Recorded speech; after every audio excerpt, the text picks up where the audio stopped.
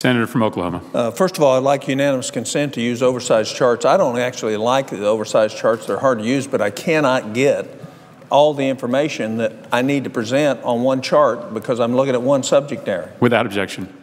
First of all, I'd like to say thank you to the chairman of the Budget Committee for bringing a budget to the floor.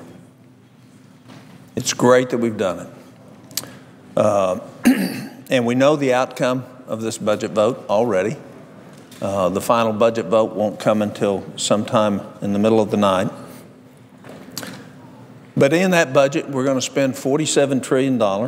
There's a dispute between how we look at it and you look at it, but there's at least $1 trillion in tax increases. The new debt over the next 10 years is $7.3 trillion, despite $1 trillion in tax hikes. The debt that's been added since the last budget passed this place is $5.5 trillion.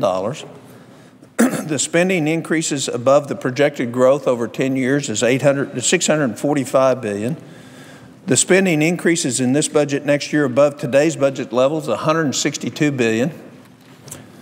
The deficit increase next year relative to the fiscal 14 projection by CBO is a $95 billion increase in our debt. We're not going the other way. Growth rate in the federal budget over 10 years is going to be 60%, and in the mandatory programs is going to be 80%. So we're going to have about the government growing at least 7% a year, continuing to grow at a rate faster than our economy, a rate faster than personal income. The net deficit reduction over that 10 years, over what was projected, may be $270 billion. The deficit reduction achieved through spending cuts will be zero in this budget.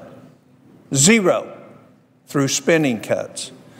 The deficit reduction through elimination of duplication, fraud, and waste in this budget is zero. The date this budget balances is never. I'm bringing these charts out here because I want the American people to know how we're not doing our job. And we're going to get a vote on a lot of these things. I've told my colleagues I haven't been allowed to offer a lot of these amendments on bills that have come through the floor.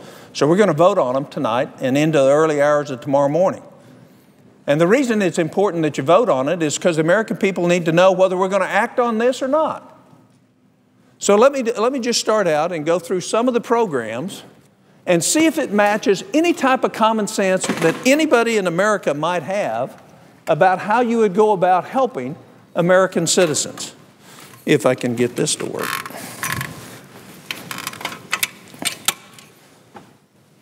So 3 years ago, we forced the GAO to do a duplication study of the whole federal government. We're going to get that last report about a week and a half from now. They will have looked at the whole federal government. This is just the data based on the first 2 reports. And let me just go through it rather quickly, so you can see. We have 15 unmanned aircraft programs, 5 agencies, $37 billion a year. Why do we have 15 of them? Does that make sense to anybody? We have domestic food programs, 18 different programs, 3 different agencies, and we're spending $62 billion. We have 21 different homeless programs, 21 different homeless programs. It's great, it's only run through one agency, but why do we have 21 separate programs? Each one of these programs has a bureaucracy, an office staff, an overhead, an administration. Why not have 1 or 2? Transportation services for transportation disadvantaged persons. 80 separate, different, distinct design programs in 8 other agencies. Why not in the transportation agency alone? Why not run it out of the department that it should be run in?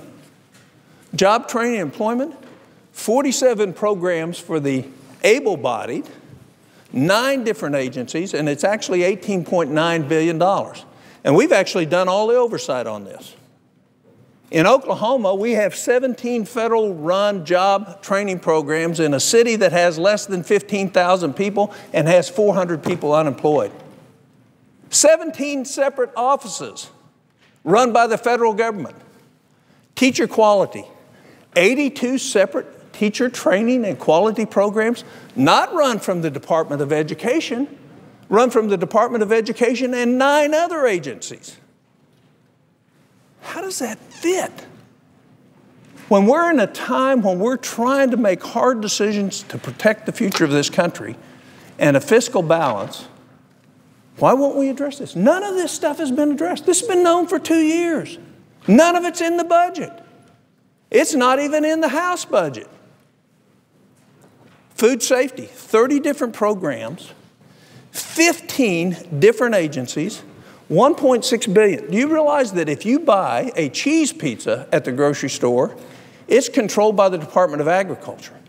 But if you buy a pepperoni pizza at the grocery store, it's controlled by the FDA. Does that make sense to anybody? Why would we continue to be stupid? And we're the ones that are being stupid because we won't address these issues. Military and Veterans Health Service. We have 4 agencies running that. I would think we would want the VA to run that. Not the VA plus 3 other agencies. Economic development, we have 80 agencies, 80 programs, 4 different agencies, and $6.5 billion a year. U.S.-Mexico region water needs. All right, we have Arizona on that border, we have Texas on that border, and we have California on that border. We have 7 different agencies that control that. Why? Why would we do that?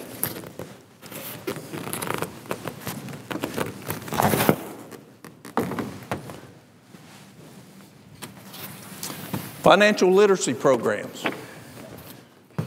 I'd make the point that we're not very good in financial literacy within the federal government because all you have to do is look at our budget.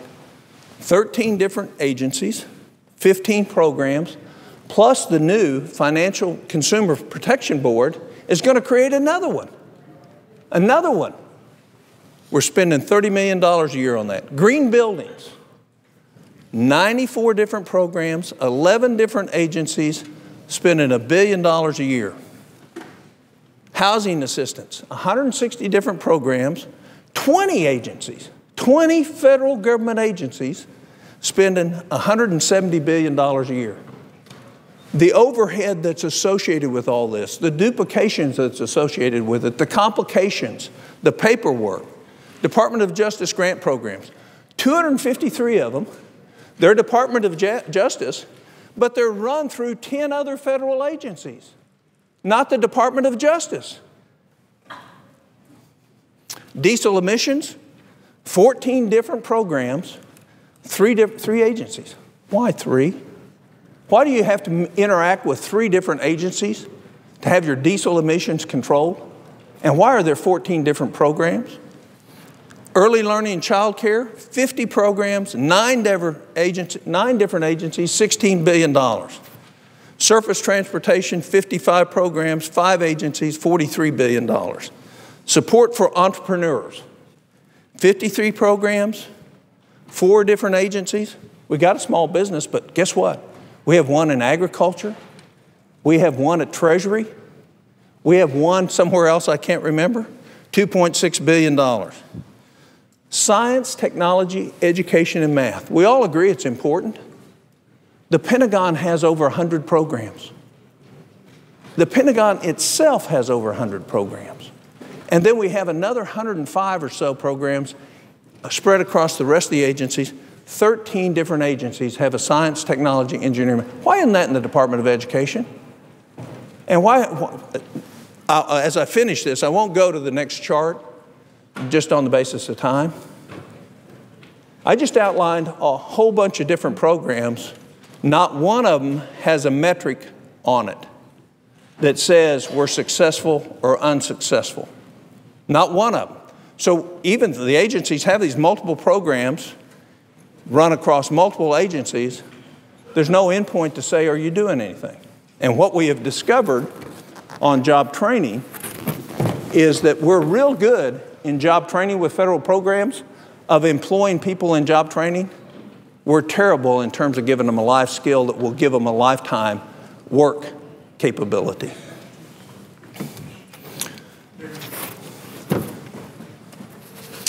Let me just take a short time to show you just some examples. You can see why we have such big charts. Here are the federal preschool and daycare programs. So if you want to provide that to somebody, look at the maze of bureaucracy you have to go through just to qualify. And the pink areas show the different departments that run them. The blue areas are the sub-agencies created out of the green ones. So you can see, in federal preschool and daycare, we have General Services Administration that has 4 programs. You have the Department of Agriculture that has this multitude of programs. But even if you have the Department of Agriculture, you can't do anything because you've got to talk to the Department of Education too, because they're interrelated in how they're controlled. Early Learning Justice Department has a multitude of programs. Department of Health and Human Services has a multitude of programs. We even have a tax expenditure program for child care and early learning.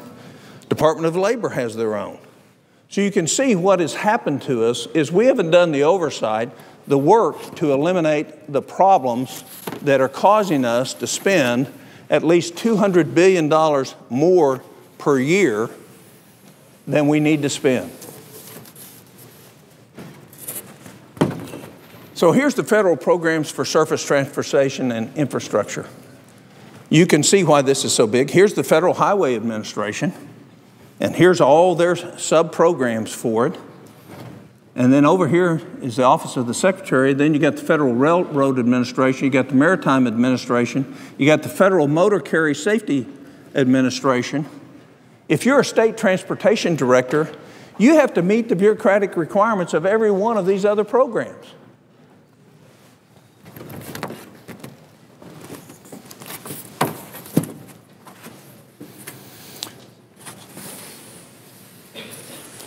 I talked about science, technology, engineering, and math.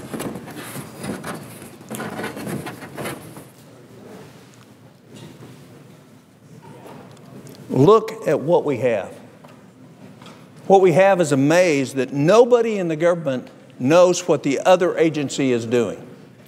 Nobody knows what somebody over here in the Mickey Leland Energy Fellowship funding is doing compared with the New Era Rural Technology Competitive Grants Program. Here's the other thing we've found as we've gone through all these programs, is that we have people who apply for a grant. People who apply for a grant and get it from one of these programs, turn around and go over apply for the same grant from another program. So it is easy to see when you can continue to see multiple programs. Even to get efficient in our federal fleet, we have 5 different programs, 20 different agencies, just to try for fuel efficiency within the federal government. We started out with electronic health record systems for veterans and military. We have 10 different programs within that. Not one program, not 2, but 10.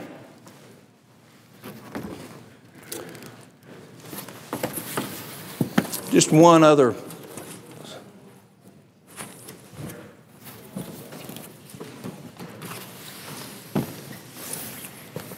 Here's green buildings. We listed that. Multitude of agencies, multitude of programs. Every department in the federal government has a green building initiative separate and apart from a central area where it ought to be probably associated with the National Institutes of Standards and Technology. That ought to be who's really running it, but it's not. So we have all these things. All these require rules for you to comply with if you're going to get a building permit or you're going to have any federal contracts. So it makes no sense. So I will end up. Mr. President, how much time do I have left? Gentleman has 8 minutes remaining.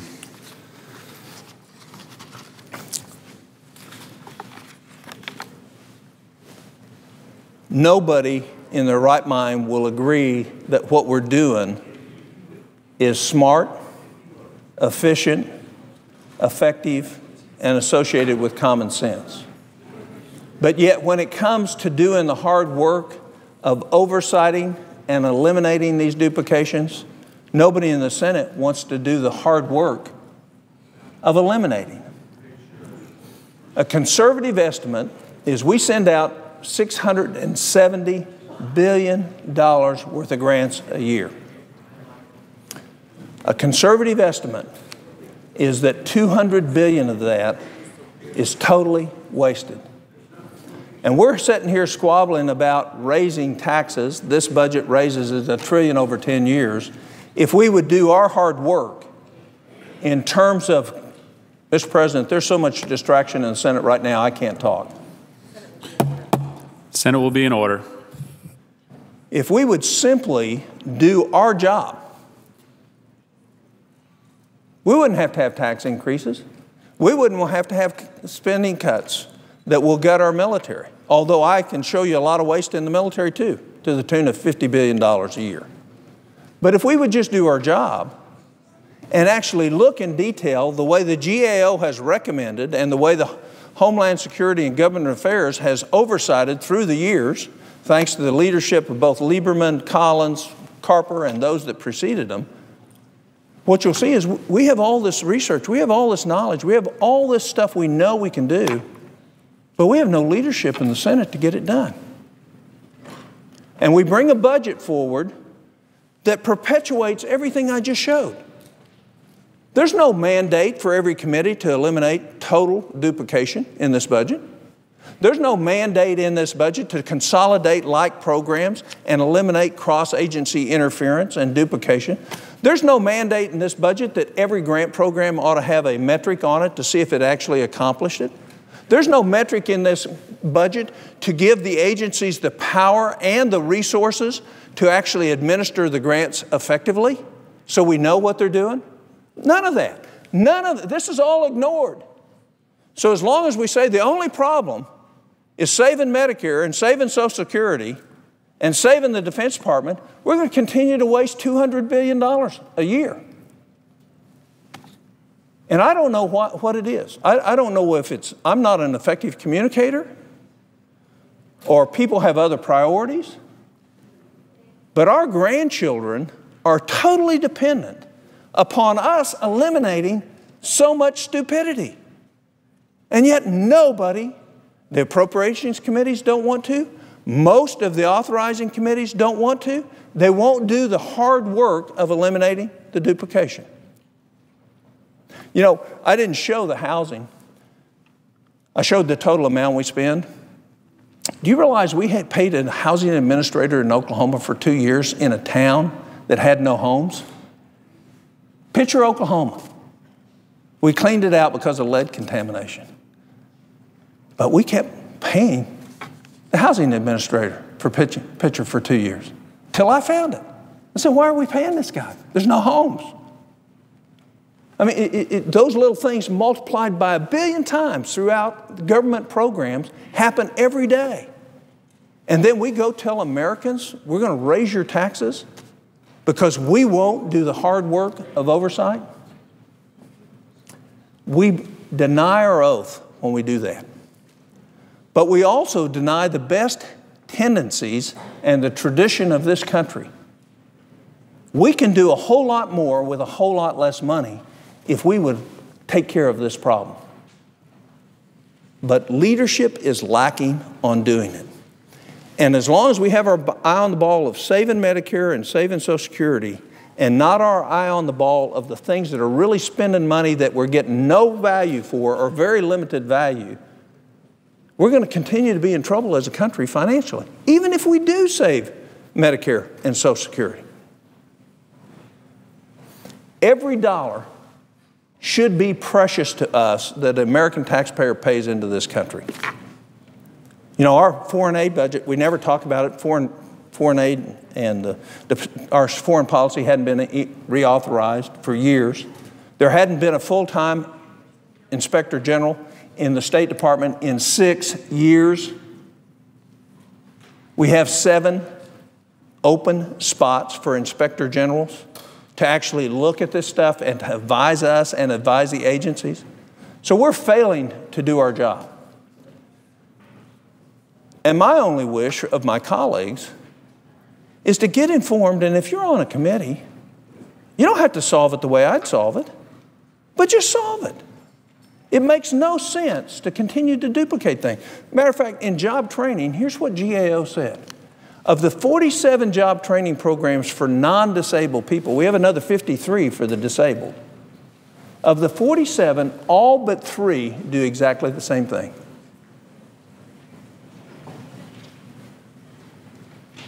All right? So either GAO is lying or they're not. If they're not lying, why wouldn't we, in the next 2 months, in this place, fix those programs to make them where they're actually given real skills that will give a real livelihood to people who need real job training?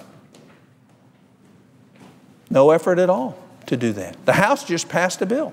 And it barely passed because every one of these squares that you show up in any one of these charts has a constituency. In other words, they're dependent on money coming from the federal government. So even though it's not efficient and not effective, our colleagues don't want to irritate anybody getting that money because we're more interested in getting reelected than fixing the long-term problems of our country. All you have to do is go to our website, coburn.senate.gov, and you will need a strong anti-emetic for the rest of the week if you read the waste and fraud, abuse, and thievery that's going on with federal government programs. And this budget doesn't address any of that waste. You realize $200 billion out of the $670 billion is $2 trillion over the next 10 years. If you just fix that, you'd help pull us out of a big hole. That's $2 trillion that has very low economic multiplier in our economy versus $2 trillion that might have a big. I'll end on this last point. Last year, we gave $4 billion out to foreign countries who own more than $100 billion of our debt. Now, I want you to ask the typical American. We're borrowing money from China, and we're giving them foreign aid.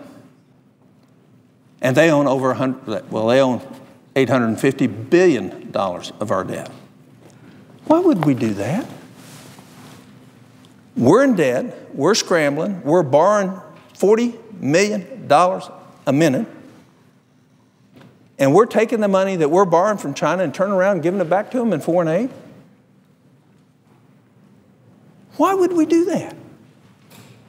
It just shows you how out of control all the processes are in Washington because we failed to be informed and hold the administration. Now, whether it's a Bush administration or Obama administration, they're both, all of them are guilty. And the reason they're guilty is raising the questions. Colleagues, you're going to get a vote on a lot of this stuff. A lot of my amendments have bipartisan support. But we're going to vote. You get a vote on whether you think we ought to eliminate duplication. You're going to have 17 separate votes on that. I'm going to try to wind those into 2 votes. Vote against fixing it. And then go home and tell Americans you want to raise their taxes $1 trillion. Senator's time has expired. And you want to eliminate, do not want to eliminate the stupidity going on in Washington. I thank the chairman and the ranking member for the time. Mr. President. Senator from Virginia.